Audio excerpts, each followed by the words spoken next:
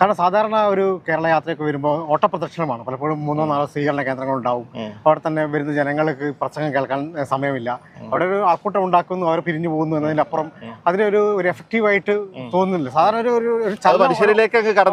ഓളം ഉണ്ടാക്കുക എന്ന് മാത്രമേ അതുകൊണ്ടൊക്കെ ഉദ്ദേശിക്കാറുള്ളൂ. പക്ഷേ ഇത് വളരെ സംഘാടനത്തിൽ വളരെ മികവ് പുലർത്തുന്ന ഒരു കാഴ്ചയാണ് കാണാൻ കഴിയുന്നത്. കാരണം വരുന്ന മുഴുവൻ ആൾക്കാരും അവസാനത്തെ പ്രസംഗം വരെ ശ്രമിക്കാൻ വേണ്ടി ഇരിക്കുന്നു. അതിനിടയിൽ നേതാക്കന്മാരുടെ പ്രസംഗം വൈവിധ്യമാർന്ന പ്രസംഗങ്ങൾ, അതാണ് ഇതിനെ വളരെ പ്രത്യേകതയായിട്ട് തോന്നിയിട്ടുള്ളത്. അപ്പം ഞാനിപ്പോൾ ഇത്രയും ദിവസങ്ങളിൽ യാത്രയിൽ കൂടെ ഉണ്ടല്ലോ, അപ്പോൾ പ്രധാനപ്പെട്ട നേതാക്കളൊന്നും കാസർഗോഡ് പ്രസംഗിച്ച ഒരു കാര്യവും കണ്ണൂർ പ്രസംഗിച്ചിട്ടില്ല.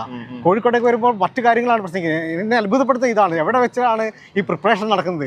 ഏറ്റവും അപ്ഡേറ്റ് ആയിട്ടുള്ള വിവരങ്ങൾ ശേഖരിക്കുന്നു, ഏറ്റവും പുതിയ കാര്യങ്ങൾ. ഇപ്പൊ വെനിസ്വേലയിലെ ഇന്ന് പത്രക്കാര് വെനിസ്വേലയിലെ സംഭവമൊക്കെ പത്രക്കാരോട് ഖലീൽ സാഖ് വളരെ വ്യക്തമായിട്ട് ഫാസ്റ്റ് ആയിട്ടാണ് അത്ഭുതപ്പെടുത്തിയ കാര്യം. റയീസ് റഷീദിനെതിരെ ഉണ്ടായ വെള്ളാപ്പള്ളി നടേശന്റെ പരാമർശമൊക്കെ ചോദിച്ചപ്പോൾ അതൊക്കെ അന്നത്തെ ലേറ്റസ്റ്റ് വാർത്തയാണ്.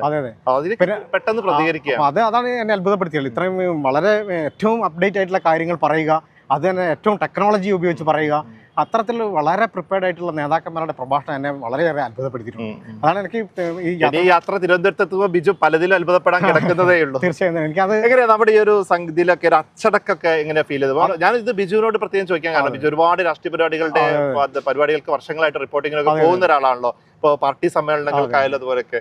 അപ്പൊ നമ്മുടെ ഈ ഒരു സംഘാടനത്തെ കുറിച്ച് ബിജു പറഞ്ഞു, പക്ഷെ ഇതിന്റെ ഒരു അച്ചടക്കം ഇപ്പൊ ഇന്ന് പി ടി റഹീം സംസാരിച്ചപ്പോൾ അതാണ് പറഞ്ഞത്. തീർച്ചയായും അതിന് എനിക്ക് തോന്നിയിട്ടുള്ളത്, ഇപ്പം എല്ലാ ജില്ലയിലും ഒരേ പാറ്റേണിലാണ് ഈ കാര്യങ്ങളൊക്കെ നടന്നുകൊണ്ടിരിക്കുന്നത്. കൃത്യമായിട്ട് വേദിക്ക് അടുത്ത് ഉസ്താദിന്റെ വാഹനം വരാനുള്ള ഒരു സംവിധാനം, ഉസ്താദിന് വിശ്രമിക്കാനുള്ള സംവിധാനം, ഈ കാര്യങ്ങളൊക്കെ വളരെ പ്ലാൻ. ആരാണ് ഇതൊക്കെ ആസൂത്രണം ചെയ്യുന്നത് നമ്മൾ അത്ഭുതപ്പെടുത്താണ്.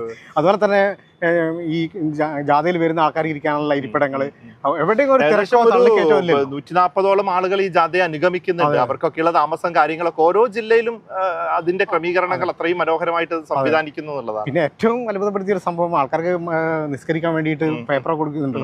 പരിപാടി കഴിയുന്നതോട് കൂടി ആ നിമിഷം വാർത്ത വായിച്ചുകൊണ്ടിരിക്കുമ്പോൾ അത്രയും ക്ലീനിങ് നടക്കുകയാണ്.